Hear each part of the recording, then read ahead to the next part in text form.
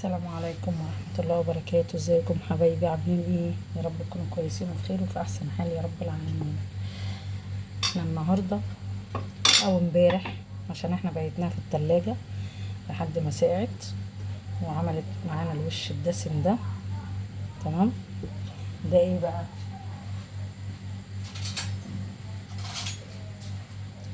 ده عملنا لبن حليب في البيت.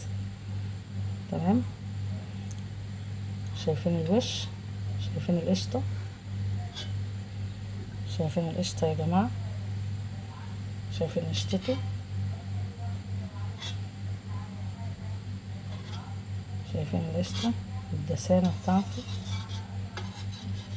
شايفين؟ بس انا عشان مطلعاها من بدري وقلبتها. شايفين القشطة؟ هي باينة في المعلقة اهي. القشطة كتل حتت اهي. شايفين؟ تمام.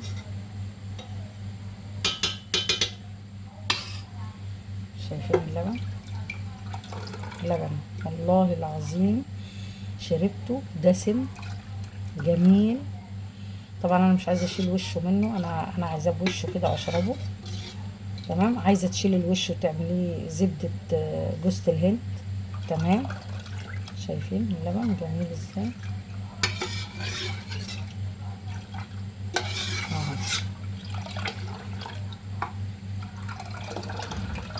لبن جميل ودسم. اللي عنده مشكله مع الجلوتين، اللي عنده مشكله مع قصدي اللي عنده مشكله مع اللبن. تمام.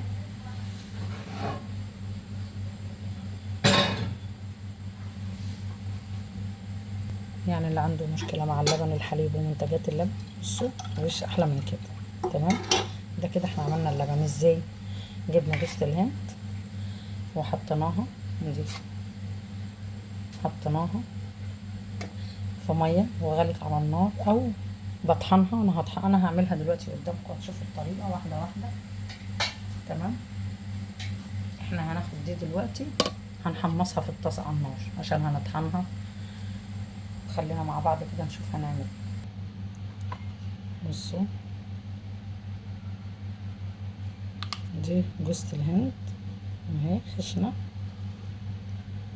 تمام. بس يكون من مكان نظيف ويكون ريحتها حلوه، ما تكونش معوقه في المحل. دي جوز الهند. تمام. نحط كوبايه جوز الهند اهي. انا هعمل قدامكم كميه قليله عشان ايه انا عندي من الاول. تمام. هنطحنها كويس اوي في الخلاط.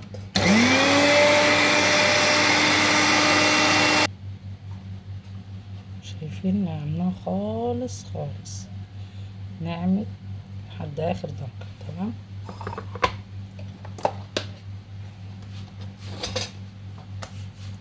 هنعمل ايه بقى؟ نجيب ميه مغليه.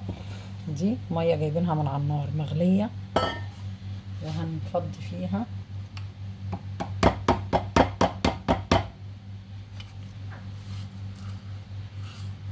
طبعا هي بصوا عشان اتطحنت قوي فهي ماسكه في، بصوا عامله زي عرقت يعني كده وهي في البتاع عشان الزبده بتاعتها بتطلع الدسم اللي فيها.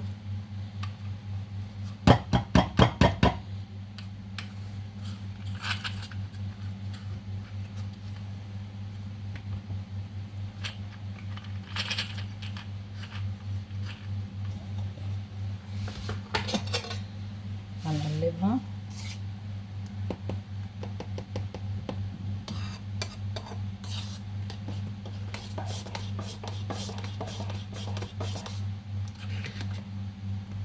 تمام.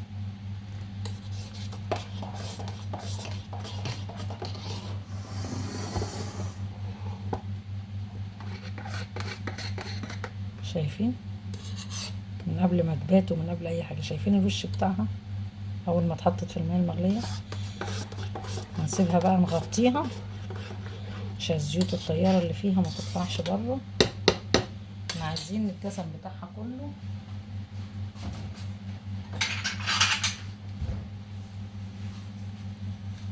هنغطيها كده ونسيبها تبرد خالص، وبعدين ندخلها التلاجة ونبيتها ليلة كاملة. هنقوم الصبح هنلاقيها عملت وش ايه، زبدة على الوش. تمام.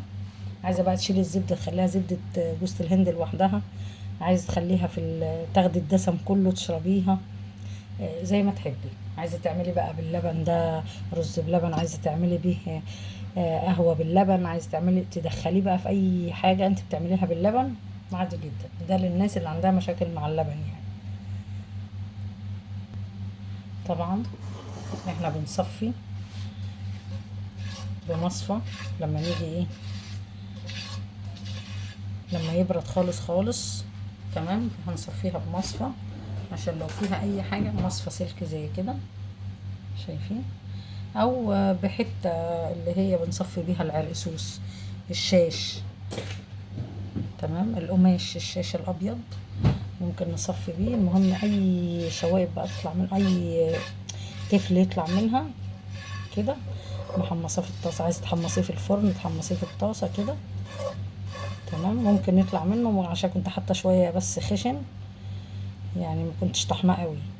تمام. فعشان كده طلع منه ده. ممكن لو طحنتيه قوي زي ما طحنته كده دلوقتي ما يطلعش منه حاجه، على حسب. ان طلع منه كده بعد ما صفتيه بتحمصيه على النار اهو. بعدين هنطحنه مع بعض. نعمله ايه، نحمصه كده في الطاسه بعدين هنطحنه. تمام.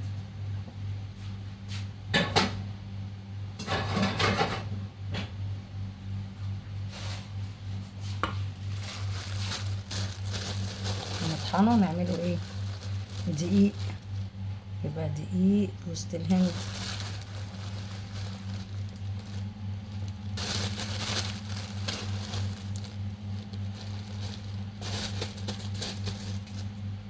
ده متحمص اهو، ده متحمص صفيناه ونشفناه في الطاسه على النار وحمصناه اهو. وبعدين نطحنه. يبقى دقيق جوز الهند. تستخدمي الدقيق بتاعه ده برضو في اي استخدامات بتعمليها بالدقيق عادي. ممكن تضيفيها في اي معجنات تحبيها. تمام.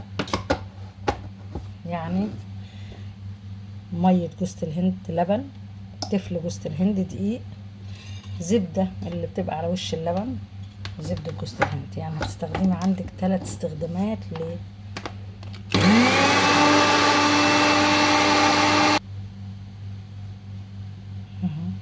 بقى دي معانا دي جوز الهند.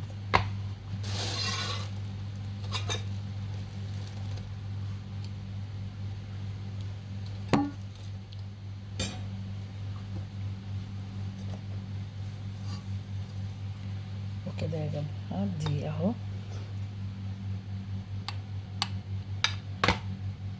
ده دي اهو.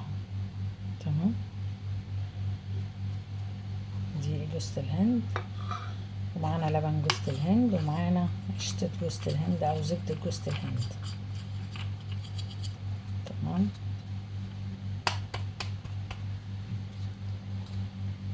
كده بقى معانا 3 استخدامات لجوز الهند.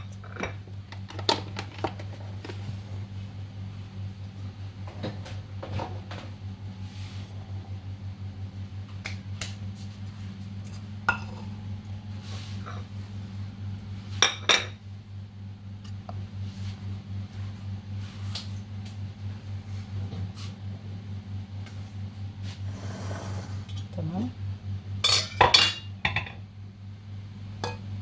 يبقى كده معانا اللبن، ومعانا الدقيق. ولو انتوا عايزين القشطه بتاعته او الزبده بتاعته على الوش تشيلوها تصفوها وتخلوها يبقى معاكم زبده جوز الهند. بس انا قلبتها لان انا هستخدم اللبن بقشطته بزبدته، هعمل بيه حاجه حلوه. تمام. يلا ما تنسونيش بقى في اللايكات والكومنتات، واللي ما انضمش للقناه ينضم، يشرفني وينورني في الصفحه بتاعتي، ويقول لي رايه في الحاجات اللي انا بقدمها. ويا رب تكون الحاجه عجبتكم وتنال اعجابكم يا رب ان شاء الله، ودعواتكم الحلوه. السلام عليكم ورحمه الله وبركاته.